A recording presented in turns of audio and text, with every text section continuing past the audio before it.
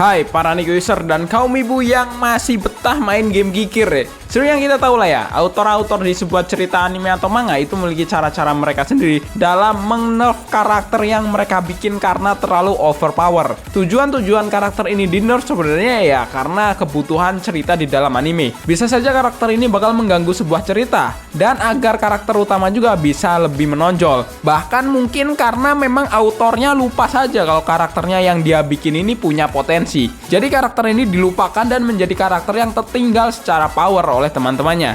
Nah karena itu gue mau membahasnya cara-cara autor anime membuat nerf karakter yang mereka bikin menjadi sangat lemah. Tanpa basa-basi, Shinobi no Wajirai wa Waru. Naruto kehilangan Kurama, Sasuke kehilangan Rinnegan dari anime Boruto. Jika kalian pembuat cerita Boruto ya, apa yang akan kalian nerf dari Naruto dan Sasuke agar bocil biadab ini bisa bersinar coy? Jadi orang nonton Boruto bukan karena Naruto dan Sasuke yang udah sekuat dewa. Yap bener banget cok, menghilangkan Kurama dan Rinnegan dari Sasuke. Kita tahu lah ya, dua kekuatan itu adalah andalan dari karakter Naruto dan juga Sasuke. Sampai fans sebelah bilang kalau Naruto tanpa Kurama hanyalah sekelas Iruka. Anjing banget emang ya. Nah, jadi di cerita ketika ada masalah serius yang nggak bisa ditangani oleh Boruto, biasanya Naruto dan Sasuke lah yang akan menyelesaikan masalah. Tapi tentu nggak seru dong kalau ada apa-apa selalu saja si Sasuke sama Naruto terus yang menangani masalah tersebut. Akhirnya demi sebuah cerita, yap Naruto dan Sasuke harus di-nerf, di mana Kurama harus hilang dengan Naruto menggunakan form terakhir seorang Jinchuriki. Dan mata Rinnegan Sasuke juga harus hilang karena kena kecolok coy. Tidak hanya itu saja penderitaan Naruto dan Sasuke. Ternyata dua karakter ini di-banned di manga Boruto coy. Dimana Naruto dilempar ke sebuah dimensi sampai turun nggak bisa apa-apa. Dan Sasuke berubah menjadi pohon dan nggak bisa apa-apa. Dan ya dengan keputusan seperti ini tentunya untuk menghilangkan Naruto dan Sasuke tidak perlu dibunuh di dalam sebuah cerita yang nanti pasti bakalan pada protes tuh fansnya. Jadi di-banned dulu lah sementara waktu agar mereka bisa dimunculin lagi nanti di sebuah cerita yang lain.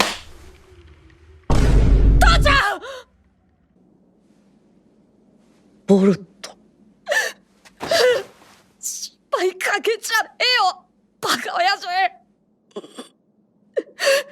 言って。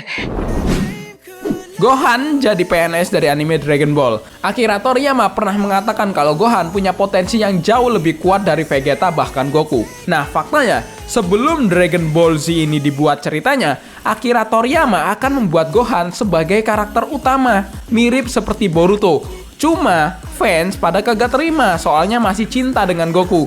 Dan akhirnya ya Goku tetap menjadi karakter utama. Cuma dia hanya sebagai penyelesai masalah doang di dalam cerita di Dragon Ball Z. Jika ada pertempuran di Dragon Ball yang tidak bisa dihadapi oleh Gohan dan teman-temannya. Tapi di Cell Saga lebih menarik lagi nih. Karena Gohan sampai bisa melampaui Goku karena menjadi orang pertama yang bisa mencapai Super Saiyan 2. Nah di Buu Saga juga, Gohan adalah satu-satunya orang yang dilatih langsung oleh Kaioshin untuk mengalahkan Majin Buu. Yap, tapi sayangnya di cerita Dragon Ball GT, Gohan bener-bener gak guna banget cok.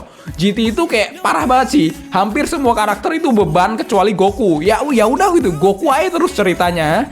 Nah, di Dragon Ball Super masih mending. Walaupun kita melihat betapa lemahnya si Gohan ini. Bahkan ketika menghadapi Frieza saja, dia bener-bener seperti orang letoy coy. Bahkan di arc terakhir ya, turnamen antar multiverse, Gohan cuma jadi genep-genep anggota doang. Bahkan Android 17 lebih berguna daripada si Gohan. Tapi untungnya ya, di movie superhero, Akira Toriyama mengembalikan Gohan lagi seperti sebelumnya. Setelah Piccolo ini protes kenapa Gohan lemah banget karena kebanyakan kerja jadi karyawan. Ditambah form baru Gohan yaitu Beast Gohan bisa setara dengan Goku versi Ultra Instinct. Ya walaupun kesannya maksa banget sih. Masa cuma ngelihat Piccolo dipukulin doang dia bisa membangkitkan kekuatan yang sangat overpower itu.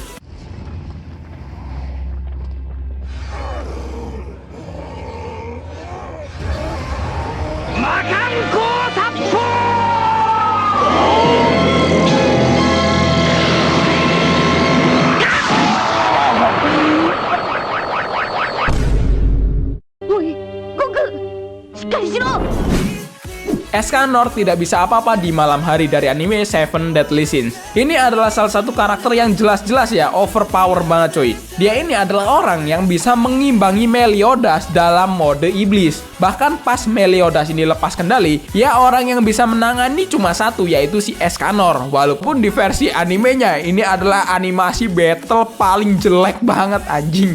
Tapi sehebat-hebatnya Escanor atau se-OP-OP-nya bapak-bapak berkumis ini, sayangnya Escanor itu adalah karakter yang gak bisa apa-apa jika di malam hari, karena kekuatan utama dia adalah dari matahari coy. Nah ketika siang hari, dia itu menjadi sangat overpower. Sampai musuh-musuh yang melawan Escanor di siang bolong layaknya seperti melawan Itachi Uchiha dengan Genjutsu, yang nggak bakalan bisa coy dikalahin. Win rate lu cuma 0,0001% kayak game gacha bounty rush. 闇を展開するのが少し遅れてたら大ダメージもんだ。ですか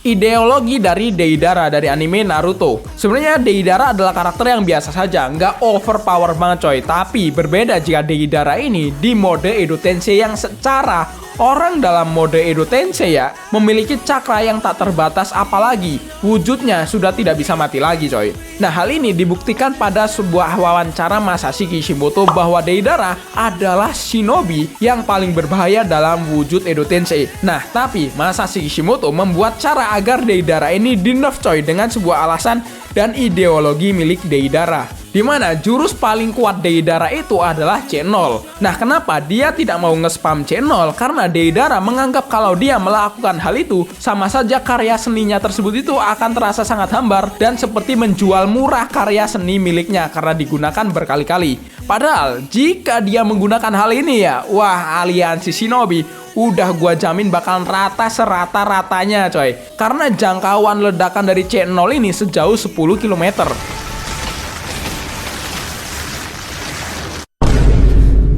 なんだボロボロじゃないか。ギリギリだったからな。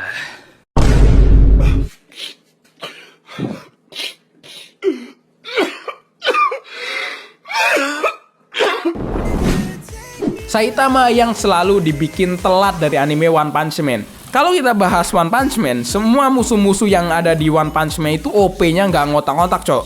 Tapi lebih nggak ngotak lagi sih karakter utamanya. Ya gimana ya, semua musuh bisa mati dalam satu pukulan saja. Itu udah nggak logis sih emang. Tapi ya itu masalahnya. Bayangin kalau cerita dari One Punch Man ini, Saitama selalu mendapatkan giliran berantem pertama dengan musuh yang dia hadapi. Pasti nggak seru, karena itulah cerita One Punch Man pasti bakalan cepet bosen. Nah solusinya adalah Saitama dibikin selalu telat datang ke sebuah pertempuran agar kita bisa melihat nih hero-hero kelas A atau kelas S beraksi dengan kekuatan penuh mereka. Kuat apa mereka ini? Nah dibikin lebih seru lagi ketika hero kelas S ini kalah dengan pihak musuh yang menggunakan form terakhir yang sangat overpower. Itu juga alasan serunya pertarungan di dalam anime One Punch Man. Nah setelah semua itu, Saitama lah yang akhirnya akan nongol di akhir dan mengalahkan musuh yang sangat susah dilawan oleh para pahlawan-pahlawan dengan satu pukulan saja. Dengan alasan yang sangat klise, yaitu Saitama suka telat dalam sebuah pertempuran. Yap, karakter yang udah nggak ngotak coy kekuatannya. Dan kekurangannya hanyalah dia selalu datang terakhir coy.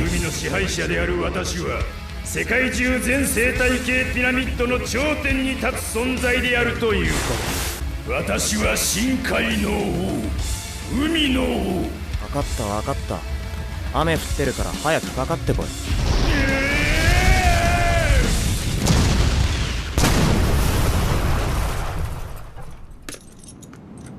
Levi menjadi mode Frankenstein dari anime Attack on Titan. Levi itu adalah satu-satunya orang yang bisa seimbang melawan seorang Titan Shifter coy. Bahkan ya Levi ketika buy one dengan Titan Shifter, dia nggak kena damage sama sekali coy. Contohnya ketika melawan JK dalam mode Titannya. Lebih gilanya lagi, ketika dikeroyok oleh para Titan saja ya, Levi bisa lolos dengan gampang. Nah karakter kayak gini bisa bahaya dong dalam sebuah cerita. Ketika Eren jadi jahat misalnya dan membantai umat manusia, gak masuk akal kalau karakter sekuat Levi ini gak bisa menghentikan Eren tanpa sebuah alasan. Maka dari itulah dibuatlah sebuah adegan yang paling ngeselin coy. Ketika Levi pas overpowernya ini bisa membantai semua Titan yang diubah oleh ZK Zeke. Bahkan Zeke yang sudah dibikin terpojok dengan tombak petirnya si Levi, tiba-tiba Zeke lebih memilih untuk meledakkan diri bersama dengan si Levi. Dan Levi dibikin cedera parah dari hal itu. Akhirnya karena luka yang dialami si Levi itulah, Levi tidak terlalu overpower di pertarungan terakhir. Jari-jarinya udah pada hilang. Bahkan setelah tamat ya, Levi malah memakai kursi roda karena kakinya udah lumpuh. Aduh, kasihan banget si Levi ini lah. Emang developer anjing. なんでしょうね。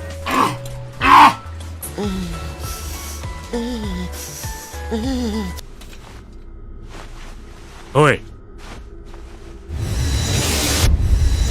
Rasakan kenikmatan hanaku. 先生さ Ya ceplok. え、よろしければ、よろしければ、よろしければ。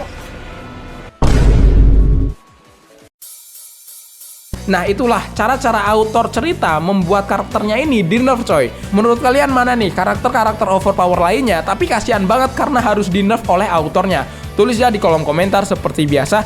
Thanks for watching this video. Saya Yusuf, rekomend undur diri. Sampai jumpa di next episode.